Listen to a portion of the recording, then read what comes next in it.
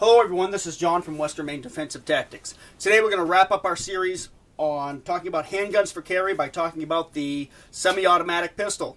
And if you've watched my other two videos, this will be no big surprise for you. I think the semi-automatic should be your first choice for a carry pistol if you're, let's say, defensive or survival minded or both. And I don't mean just any old pistol. I mean a modern design, modern manufactured, double stack center fire handgun of good design. The pistol designed as a combat pistol like the Glock or the HK or the Smith and Wesson M&P 10, the Springfield. There's a variety of designs out there, and they're all good. Choose the one that fits you. And when you pick up your sidearm, the gun that is well suited to you, in your mind, you should hear this little explicative "yeah" when you pick that up, because it should be like going home. It should be old, comfortable. That should fit you so well. There's no, oh well, I don't really know this gun. I don't like this gun. Most of that's a familiarity process, meaning that if you still have that with your primary weapon, you haven't really worked with it enough. I have a particular Glock 21 that I've had for 20 years, and no matter how long I've been away from it, when I put my hand on that gun and I know each other. Same with this Glock 20. But anyway, once you've chosen your pistol, as far as the make and the design, choose a caliber that works for your environment and what you expect to face. A caliber that works for you. I'm not a caliber snob. I don't care what you shoot. Get, I would say, 6 magazines per weapon minimum. 3 to carry, 3 to train with, and maybe 3 spares. Up to a dozen per weapon, fine. More than a dozen, fine. Honestly, don't know how many magazines I have. I have quite a few. When I see them at a good price, I buy them because magazines are great to have on hand. Again, make your gun work for you. Once it's proven itself, make your gun work for you. If you need to install night sights, which I recommend you do, I love the Trijicons. When you duplicate your weapon, if you have night sights on your primary, put night sights on your secondary. Make the two guns as close to each other as they can be. Once you've done that, acquire your spare parts, acquire a quantity of ammunition. More is better. Make sure that ammunition works well in your gun. Go through the process I described about learning what makes the gun work, what makes it not work, what you can do to prevent it. Acquire the spare parts. Learn the skills as far as installing those parts. If there's gunsmithing involved, learn how to do it. Gunsmith those parts in advance if you need to. Have it all done in advance. So if a part, God forbid, breaks on your Glock or your SIG or whatever, you break an extractor. That's a pretty common one. Be able to change that extractor in a few minutes, which is easy to do with pretty much any common service handgun. Now, again, you already know where I'm going with this. You already understand what my philosophy is. Choose a handgun, get skilled with it, learn it well, and carry it, and it will serve you well. Why I advocate also the double stack magazine service pistol is because let's say you're younger and just starting out acquiring guns for survival and life and things like that. Let's say you get your double stack pistol and you get your magazines. You're in the process of tooling up for a survival situation or whatever. You don't always have the guns that you want or that maybe you think you want, but you have your pistol taken care of.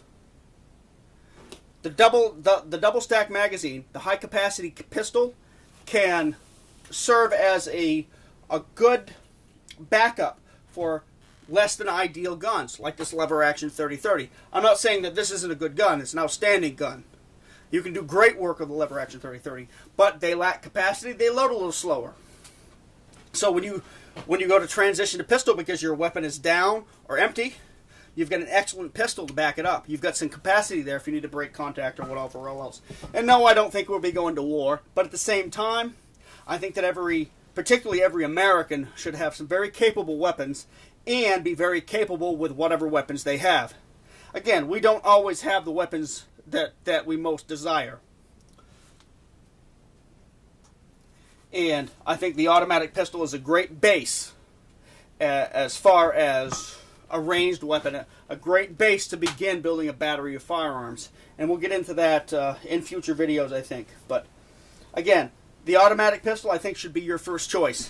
With that, get yourself a good holster of what, inside the waistband, outside the waistband, whatever you choose, however you choose to carry it. Get at least one for your primary, and a good belt that goes with it. I recommend the Wilderness Instructor's belt, the 5-stitch. It's great. If you want a little bit stiffer belt, they also offer the CSM, the Combat Shooters model, which is a great belt in itself too. Get at least one of those. I run 2, as well as a good holster, a holster that will last you. Ideally, you'd have a belt and a holster for this gun, and a belt and a holster for this gun.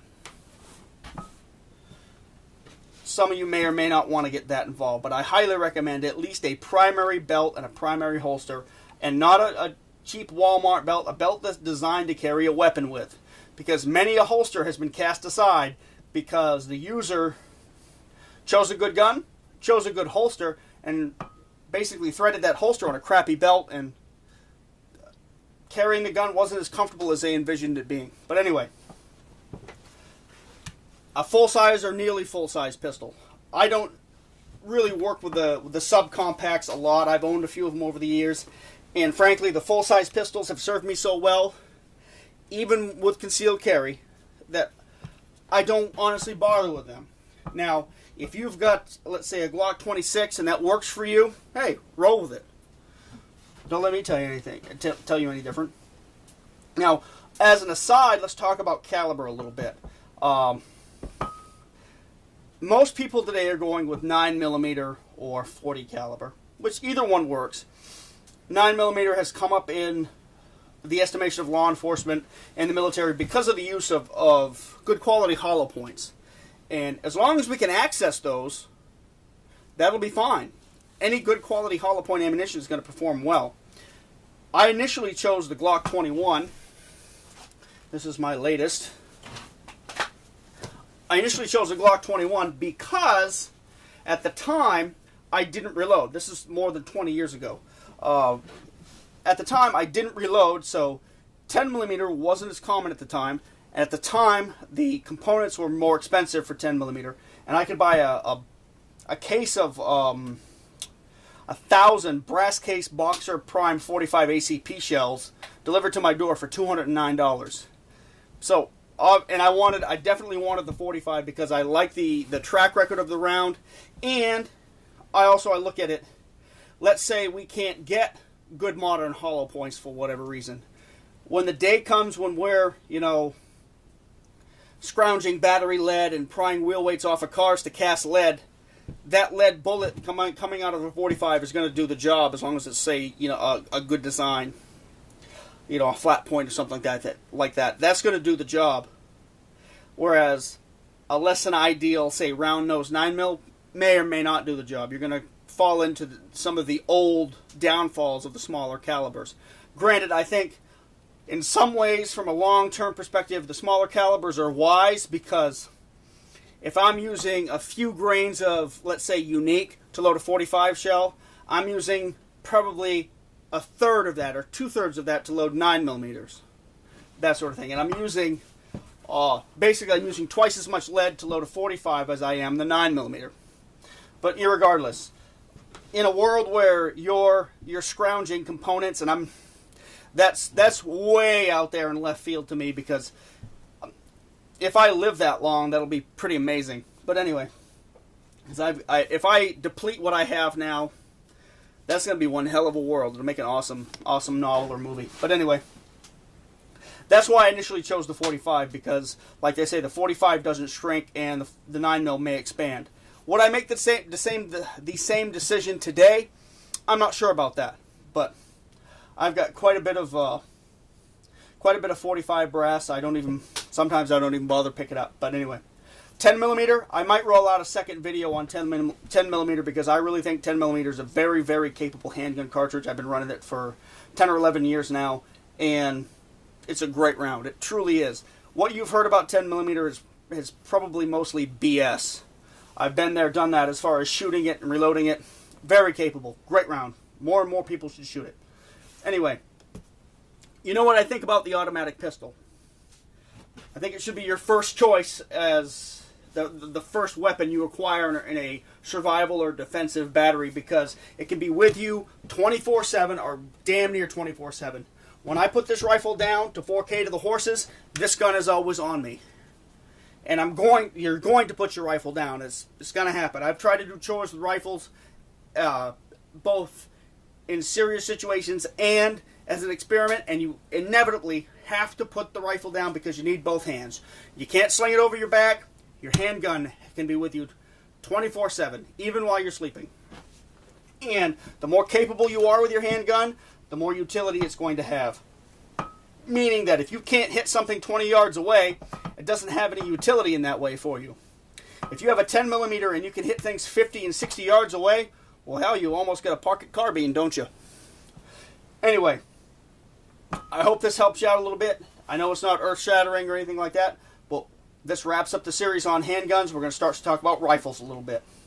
All right, you take care. I'll see you in the next one.